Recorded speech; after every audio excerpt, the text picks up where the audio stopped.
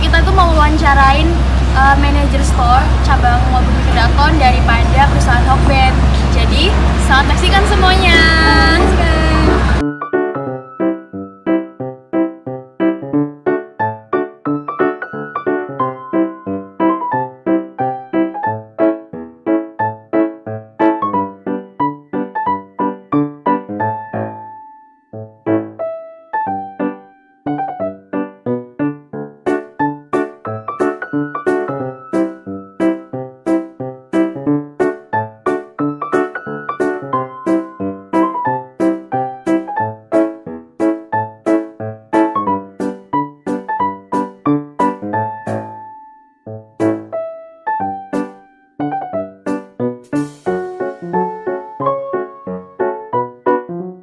Mana kita? Harus masuk ini. Naik lift aja deh biar cepet.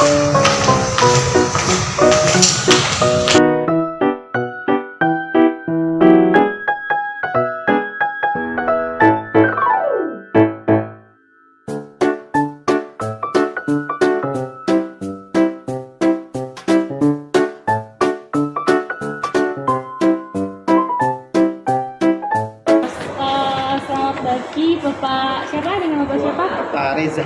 Bapak Reza. Jadi di sini kami dari kelompok 4 itu mendapatkan tugas wawancara salah satu perusahaan yang ada di Lampung ini yang udah minimal 5 tahun dan sudah nasional gitu. Iya. Dan di sini kami memilih Hokben.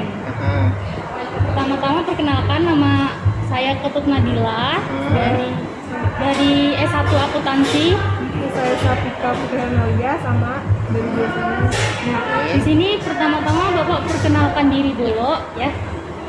Boleh, nama saya Arenda Reza Rianda ya, sarjana teknik sebenarnya. Kebetulan saya juga lulusan Unila juga, Teknik Geofisika 2011 pada saat itu. Bisa dipanggil Reza aja. Saya saat ini menduduki posisi sebagai store manager Hokben MBK Lampung. Cuman perlu kalian ketahui sebenarnya Hokben itu cuma nama brand ya. Nama asli perusahaan kita namanya PT Eka Boga Inti. Jadi bisa kalian catat deh, PT Eka Boga Inti. Ini kalau namanya Reza. Oke. Ada lagi? Dan langsung saja ke sesi pertanyaannya. Pertanyaan pertama Empat fungsi manajemen, tentang ada perencanaan, Iya. pengorganisasian, pengarahan dan pengendalian sudah diterapkan Hokben ini. Jika sudah, bagaimana cara penerapannya di band ini? Kalau ditanya seperti itu pasti sudah, karena nggak mungkin perusahaan bisa jalan tanpa ada manajemen kan. Karena ketika memang perusahaan itu kan apalagi Hokben ya, skalanya sudah besar ya, pasti ada level yang namanya level manajemen, kemudian sampai ke level operasional seperti yang kita lakukan ini. Terus kalau untuk pengorganisasian kita tuh panjang ya. Jadi kalau untuk Hokben sendiri itu di level store itu mulai dari level kru sampai ke operasional tuh sampai ke manajer operasional, itu pengorganisasian sampai ke CEO kita. Jadi perlu kalian ketahui juga kalau Hokben itu belum franchise ya. Hokben itu punya sendiri, punya keluarga sampai saat ini masih, dia belum franchise. Kalau untuk pengorganisasian pasti sudah jalan. Maka di level-level untuk di level store, untuk di level kayak sekarang ini operasional, ya tertingginya itu store manager, kemudian di atasnya itu ada area manager, di atasnya lagi ada regional manager, di atasnya lagi ada BM operasional. Ya. Kemudian kalau untuk pengarahan kita selalu ya, kalau untuk pengarahan Hokben itu baik di level operasional atau level tingkatan yang lebih tinggi, kita selalu ada meeting pasti, baik itu meeting bulanan, baik itu meeting VIC, baik itu meeting yang tingkatnya lebih tinggi. Kemudian kalau untuk pengandelian selalu ya, kan kita ini bekerja di bekerja di F&B ya. Kalian tahu sendiri lah, kalau F&B itu kan namanya kita ngejual makanan kan ya, pasti perlu adanya pengendalian. Nah, apa yang kita sajikan itu kan langsung berhubungan dengan customer. Kalau nggak kita kendalikan kan bahaya. Kendalian cara masaknya, cara pelayanannya yang sifatnya ke arahnya ke QSC. Kalau F&B itu pasti QSC. QSC itu Q itu quality, S itu service, C itu cleanliness. Nah, Ada lagi yang lain? Yang kedua, kan pasti punya masalah ya Yes. dalam menghadapi usaha. Yes. Lalu kalau ada masalah, Hah? penyelesaian masalahnya menggunakan pendekatan apa? Yang pendekatan itu ada yang rasional, logis, objektif, dan sistematis. Untuk HBL sendiri, ke Bapak sendiri bagaimana cara itu menghadapi masalah? Banyak sih, tapi kalau yang saya pelajari kita biasanya pakai metode, kalau Hokben kenal itu VCDCA. V itu plan, Ya. C itu koordinat, D itu PCD, D itu do, lakukan. Jadi kita rencanakan dulu. Kalau ada masalah tuh, kalau saya diajarinnya selalu kayak gitu ya. Kita rencanakan dulu, terus koordinasi dulu. Ini udah ada masalah nih, kita rencanakan dulu gimana cara nyelesainnya, terus kita koordinasi. Setelah kita koordinasi, baru kita do, baru kita lakukan. Ya kan, PCDC, Pak, PCDCA. Kemudian selanjutnya itu setelah kita do, kita aksi X. Terus yang selanjutnya itu adalah bagaimana mengevaluasi lagi yang kita lakukan sebelumnya. Sudah berjalan mundur, kalau memang belum selesai kita lanjutin lagi kayak gitu. Kemudian kita juga mengenal ada namanya, kalau kalian pernah belajar penyelesaian masalah, ada metode Fishbone ya. Sebagai cari tahu, anak ekonomi harusnya tahu ya metode Fishbone itu mulai dari untuk menyelesaikan masalah itu sebenarnya kalau Fishbone itu gambar kan ada gambar palanya tuh di atas tuh. Palanya itu masalah utamanya, kemudian apakah ada masalah dengan man-nya, manusianya, atau alatnya, atau lingkungannya gitu, atau yang lainnya. Pernah Bapak menyelesaikan masalah perusahaan ini menggunakan pengalaman, Yes. insting atau wawasan yang Bapak miliki? Yes, betul, of course ya.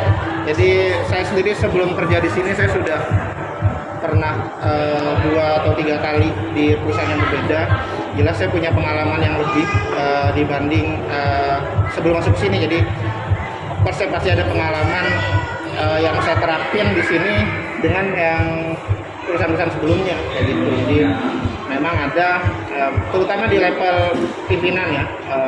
Kalau kalian tahu namanya pimpinan pasti punya bawahan dan semuanya itu punya pola pikir yang beda-beda. Nah, gitu. Jadi gimana kita punya tujuan yang sama. Jadi kalau kalian nanya apakah pakai pengalaman yang ini, ya jelas pasti. Nah, Hokben ini ada tingkatan manajernya. Jika ada, berapa dan apa saja bidang-bidangnya? yes, pasti ada ya. Jadi di setiap band itu kan punya banyak divisi ya. Kalau untuk di level store itu sendiri namanya divisi operasional. Divisi operasional itu manajernya ya saya. Ya, setiap store itu punya manajer. Perlu kalian ketahui sampai saat ini Hokben itu sudah punya kurang lebih 400 cabang seluruh Indonesia. Di setiap store itu dia pasti punya 1 orang store manager. Kayak gitu. Kemudian di atasnya begitu pun divisi lain, ada divisi misalnya HCM atau biasa kalian kena HRD itu ada manajernya.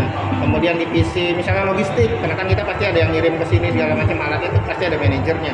Kayak kemudian divisi operasional sendiri kan bukan berakhir di manajer doang. Di atas manajer masih ada area manajer. Area manajer itu memegang store banyak, dia area manajer kayak gitu. Jadi satu area manajer itu memegang kurang lebih 10 store. Kayak gitu. Jadi yang kelima, apakah perusahaan ini memiliki 3 jenis sasaran, yaitu sasaran jangka pendek, jangka panjang, maaf Pak, jangka menengah dan sasaran jangka pendek? Pasti. Ya pasti ya. Cuman kalau untuk nanya sebenarnya apa sih Pak jangka panjang, jangka pendeknya untuk strategik perusahaan, bukan level saya untuk menjawab. Cuman pasti kita punya sebenarnya perusahaan pasti punya rencana jangka panjang, kita mau kemana, rencana jangka menengah kita mau seperti apa, rencana jangka pendek kita mau seperti apa. Sudah pasti itu. Ya. Kan kalau mau nanya kalian nanya apa, kayaknya bukan level saya aja menjawabnya gitu. Oke, pertanyaan selanjutnya, kalau di struktur apa saja yang ada di perusahaan Hokben ini? Struktur Dari atas sampai ke manajer. Kalau struktur Bapak apa saja yang ada di perusahaan ini, saya nggak kurang gitu dapat ya maksud pertanyaannya. Struktur itu maksudnya struktur organisasi. Iya, struktur organisasi dari atas sampai ke bawah, manajer sampai ke bawah-bawah. Sama ke bawah. Iya. Kalau saya mulai dari bawah aja. Oh iya. Jadi kalau dari bawah itu untuk tingkatan store itu ada part time paling utama. Part time, di atasnya part time itu ada kru itu yang kerja. Yang biasa itu, kemudian di atasnya kru itu ada crew leader namanya. Di atas crew leader itu ada supervisor. Di atasnya supervisor itu ada manager. Di atasnya manager itu ada area manager. Di atasnya area manager ada regional manager. Di atasnya regional manager ada BM operasional, branch manager operasional. Itu untuk level tingkatan operasional itu sampai situ. Tapi kan kita ada divisi-divisi lain ya, ada divisi logistik yang kayak saya bilang tadi, ACM, IT dan lain-lain seperti itu. Tapi untuk level operasional itu sampai situ aja. Ya. Pertanyaan selanjutnya, apa saja tugas yang dimiliki oleh masing-masing struktur organisasi ini, Pak? Ben tadi, kalau boleh tahu, kayak manajer Banyak itu lah ngapain ya. aja? Banyak lah ya. Kalau untuk di level kru ya, dia hanya menjalankan pekerjaan hariannya saja, bagaimana pekerjaannya sesuai dengan prosedural. Kemudian untuk level langsung ke supervisor aja lah, karena crew leader nggak begitu jauh. Kalau supervisor adalah bagaimana memastikan anak-anak itu kerja dengan baik dan mencapai namanya smooth operation. Ya, smooth operation itu dia ada 4 poinnya kalau untuk supervisor ya. Bagaimana dia maintaining standar, bagaimana dia problem solving, ya, bagaimana dia ningkatin capability anak-anak, karena anak-anak itu dia harus punya capability. Karena kebetulan di Hokben itu dia, misalnya dia cook, dia nggak cook terus kayak gitu. Ya, jadi dia harus muter, dia bisa di cook, dia bisa di kasir, dia kayak gitu. Terus kalau untuk level manager, kalau tadi itu smooth operation, kalau di level manager adalah excellent operation. Dia sifatnya lebih kepada perencanaan target, sales dan activity. Untuk para manager kayaknya cakupannya besar lah ya. Jadi bagaimana dia menjalankan strategi perusahaan aja kalau untuk area manager, apalagi BM personal ya. Dapat? Dapat. Yang pertanyaan selanjutnya, apakah dalam struktur organisasi di perusahaan Hokben ini sudah melaksanakan wewenang dan tugasnya? Apakah dalam struktur ini sudah melaksanakan itu? Of course, pasti. Jadi Hokben ini, PT Kabuga Inti ini kan perusahaan lokal. Kalau kalian itu perusahaan lokal yang bisa survive sampai dengan berapa? 37 tahun. Kalau kita nggak menjalankan sesuai tugas dan wewenangnya, itu pasti akan goyah. Ya, jadi kalau kalian tanya sudah menjalankan, ya pasti. Hokben ini, ya kalian bisa salut lah untuk level perusahaan nasional kita bisa survive, apalagi di era pandemi 2 tahun kita bisa survive ya. Sejauh ini saya masih oke-oke aja sih. Ya. Pertanyaan selanjutnya kepada Bapak Reza itu, apakah pernah mengambil sebuah keputusan untuk mengembangkan perusahaan Hokben di NDK ini supaya menjadi lebih baik lagi, dan bagaimana cara pengambilan keputusannya dan apakah telah terlaksana dengan baik? Untuk selanjutnya ya, saya memang diberikan tugas. Kalau untuk di level operasional saya tuh kan diberikan tugas dan tanggung jawab nih, kamu pegang Hokben NDK. Kalau kalian tanya apakah sudah tadi membuat jelas, setiap bulan pasti saya buat keputusan-keputusan tertentu yang sifatnya bisa jadi sifatnya masif ya, penting banget.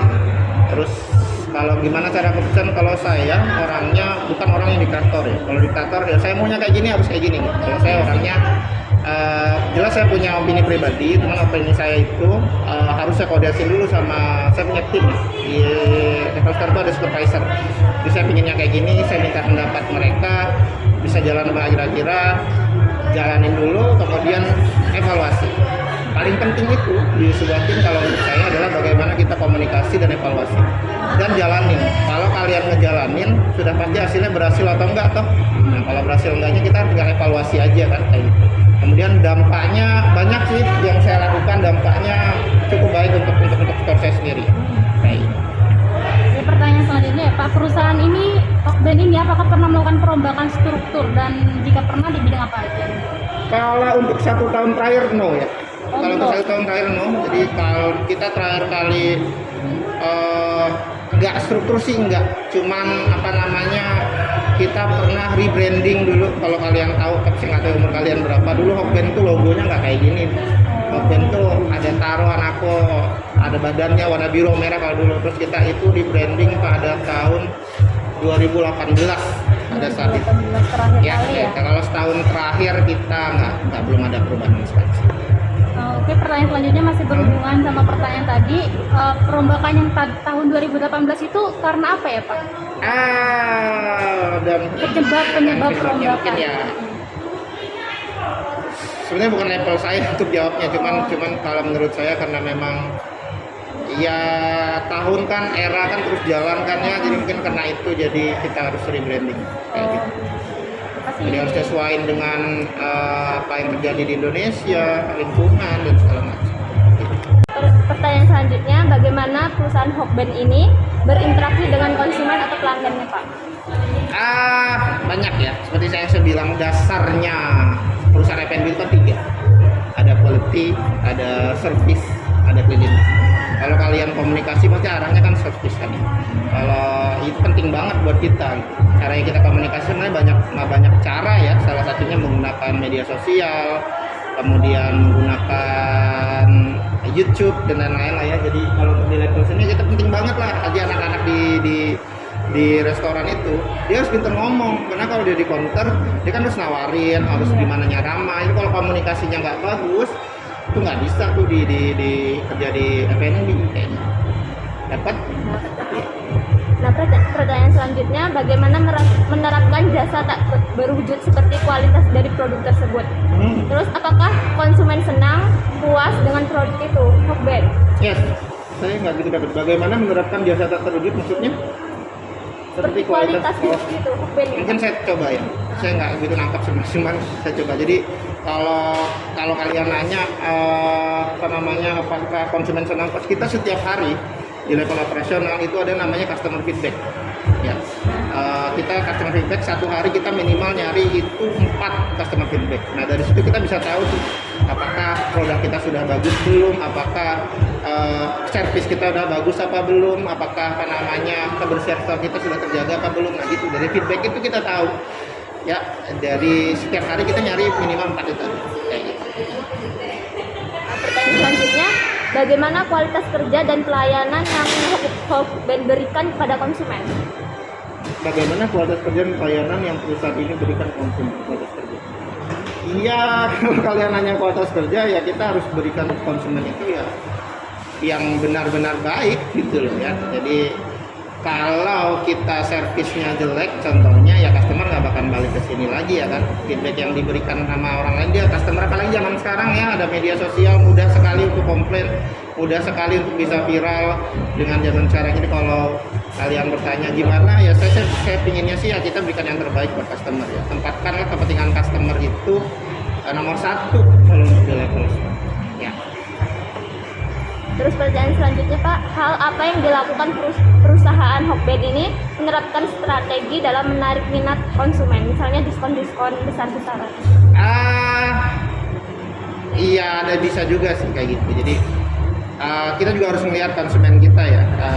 Di setiap store, di setiap daerah itu ada juga konsumen yang nggak peduli dengan diskon. Yang penting masakannya enak, yang penting bisa cepat gitu loh ya. Strategi itu yang harus kita bisa pikirkan, bukan hanya cuma diskon, cuman bagaimana mengeluarkan produk-produk yang baru gitu loh sehingga menarik minat customer. Karena ya itu customer itu nggak selalu bergantung, misalnya kita diskon misalnya dia datang, nggak selalu seperti itu kalau yang saya lihat itu.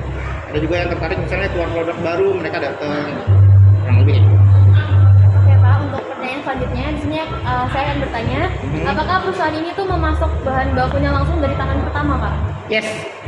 Jadi kita itu kalau untuk di level operasional barang-barang kita kan dikirim dari pusat Jakarta. Itu nggak 100% sih, cuman kita memang ada yang pakai pihak ketiga, ada yang langsung kita buat sendiri. Untuk produk-produknya ya kita banyak macamnya. Cuman 80% itu tangan kita sendiri, 20% mungkin dari pihak vendor.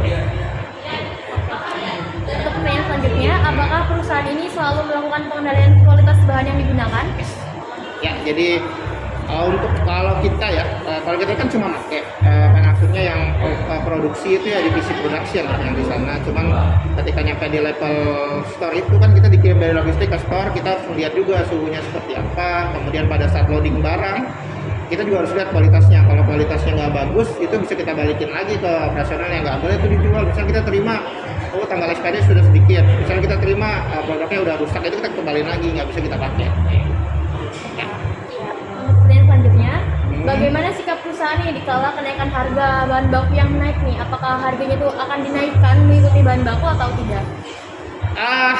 Kalau itu mungkin di level manajemen, saya nggak tahu karena kenaikan harga itu benar-benar apa urusan manajemen level ke atas ya. Jadi bisa jadi mungkin, bisa jadi tidak kayak gitu. Karena kita juga harus ngeliatin bagaimana pasar customer ya. Kalau customer misalnya, contohnya nih saya nggak tahu juga ya. Kalau kan sekarang udah pada naik semua nih. Kalau kita naikin apa nggak jadi tambah susah seperti itu? Saya nggak tahu ya. Itu mungkin di level manajemen. Mungkin iya, mungkin juga enggak. Oke Pak, untuk pertanyaan nomor 19, di sini apakah perusahaan ini melakukan rantai produk yang dimiliki? Ini maksudnya seperti misalnya kita memproduksi tempe, sisanya itu kan kita pakai buat bikin tahu atau No. ada seperti itu nggak? No. No. Hokben itu produk sekali jual. Jadi kita punya produk, misalnya nggak kejual itu waste. Nggak boleh buat customer, nggak boleh dibawa siapa, nggak boleh ke siapa, itu waste, harus dibuang. Karena itu etik. Misalnya kan ada aja kan, kenapa nggak sih buat karyawan aja nggak bisa? Karena itu etik. Jadi begitu udah ada habis, sisa ya udah dibuang. Misalnya, jadi nggak ada produk sisa yang kita olah lagi gitu. Misalnya nasi nggak habis nih ntar malam kita buat nasi goreng, barusan nggak kayak gitu. Oke Pak. Gitu. Untuk pertanyaan selanjutnya di sini apakah perusahaan ini kerap melakukan rekayasa ulang produk? Itu misalnya seperti kita tuh inovasi, mengkreativitaskan produk itu jadi lebih bagus lagi. Misalnya bikin nasi, terus nasinya dibikin jadi sushi atau gimana gitu. Kalau yang pasti kayak gitu, yang pasti kalau dia produk sisa, Iya. itu nggak mungkin kita apa-apain. Misalnya, tapi kalau kalian mikir misalnya ada chicken katsunya kita kasih apa, pakai saus tare itu ada. Jadi inovasi dari satu produk itu ada, tapi bukan produk sisa ya. Misalnya chicken katsu doang, kita buat ada chicken katsu tare, ada chicken katsu ini, chicken katsu, bahkan terakhir kita pernah sambal geprek juga pernah gitu, kita pakai sambal kemasan kayak gitu, sambal mata juga pernah kayak gitu mungkin inovasinya ya. Oke, baik. Mungkin itu sudah menjawab semua pertanyaan dari kelompok kami ya Pak ya. Kita ucapkan terima kasih nih Pak udah mengeluarkan waktu buat kita semua. Ya. Oke, mungkin segini aja teman-teman ya.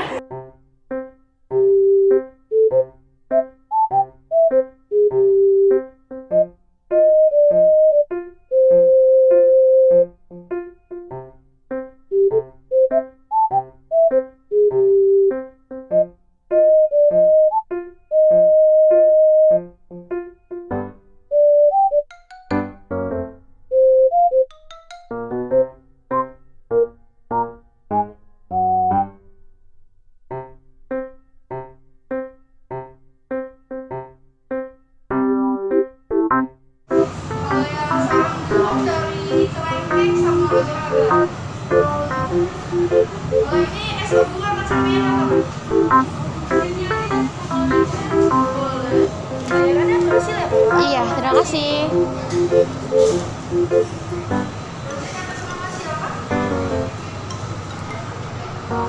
Gimana hari ini? Sukses? Lancar. Nah,